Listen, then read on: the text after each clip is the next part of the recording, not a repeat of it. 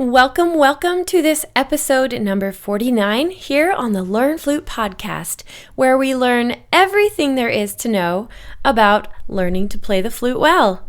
I'm Rebecca Fuller, your host and all things flute expert. Today we'll be talking about a subject I get asked about all the time: to use the plugs or not. Stay tuned to fully understand what I'm talking about and to find the answer. You can do it, and Rebecca will show you how, step by step all along the way. Introducing the Learn Flute podcast. Well, hi, it's good to have you here today. Let's learn something else about playing the flute, shall we? It's a good day when we expand our minds just a wee bit more. It gives us a boost, and besides that, who doesn't love getting smarter? Well, today I've looked at a question from a flute student who's asking about those little plugs she has in the keys of her brand new intermediate flute. Now, you may know a bit about these plugs, and perhaps you don't even know what I'm talking about. So let me explain in case you're kind of clueless right now. The student model flutes almost always come with regular key tops that are solid silver, and when you move up a level of flute, suddenly each key on the top of where your finger that presses, where your fingers go on the top, where your fingers press, it has a hole in it.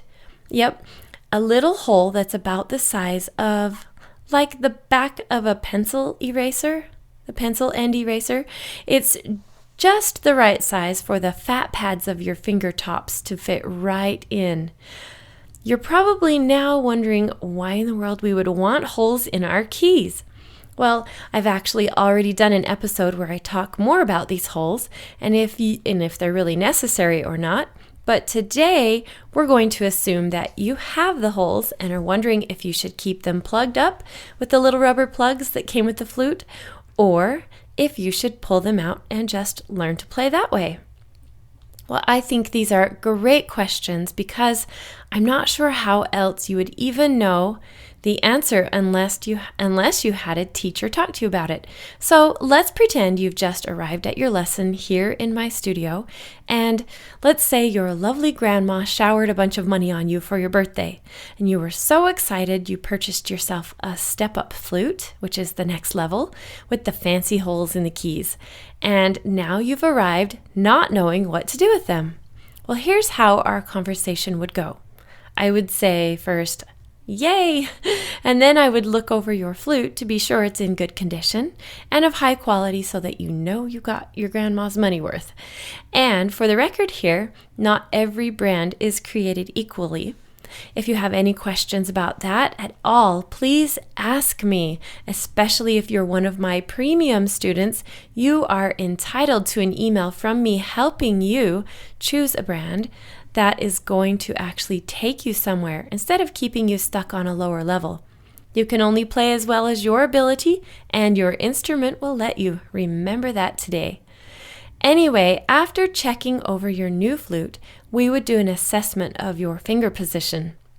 Now, I'm going to put a side note in here and remind you that if you've been studying with me since day one, that you already probably have impeccable hand position, and that you'll have no issues with what is coming next.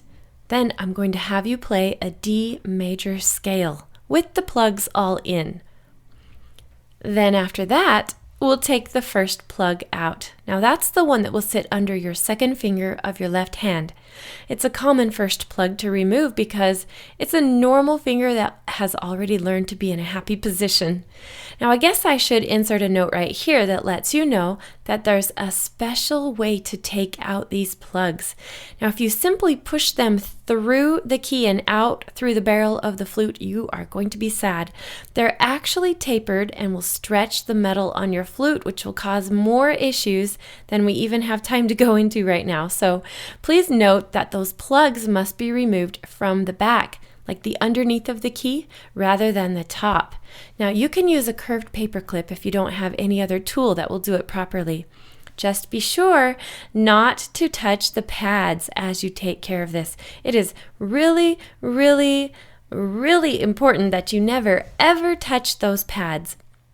They're super sensitive and will be pretty ruined if you poke them with something. Bottom line, your flute will sound terrible if you ruin a pad. So let's go back to the idea that you removed the first plug. Now try that D major scale again. Does it still sound perfect? Any issues on any of the notes?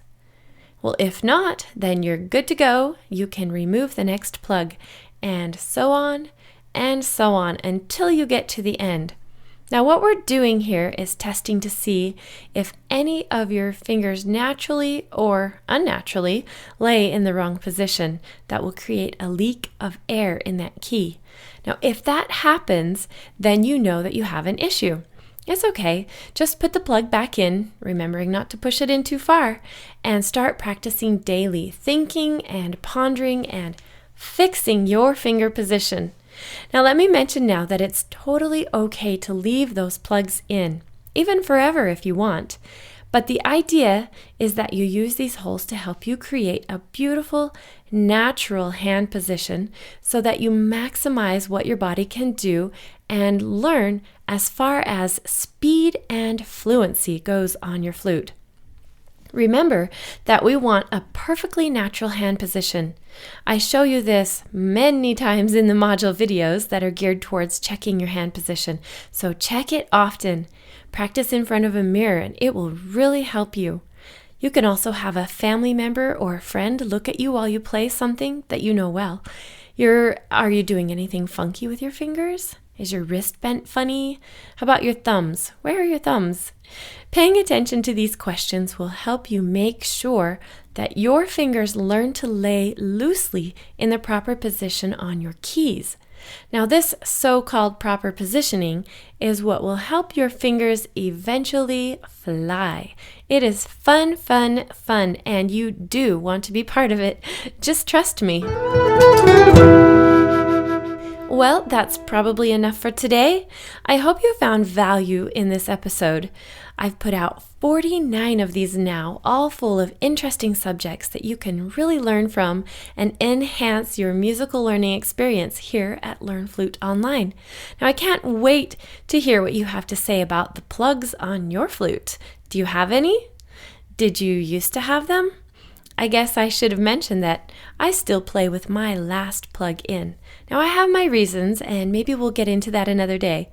Well, I can't wait to see you in a lesson this week or even today. If you're listening to this and have more questions or comments, I would sure love to hear from you. We'll see you again soon.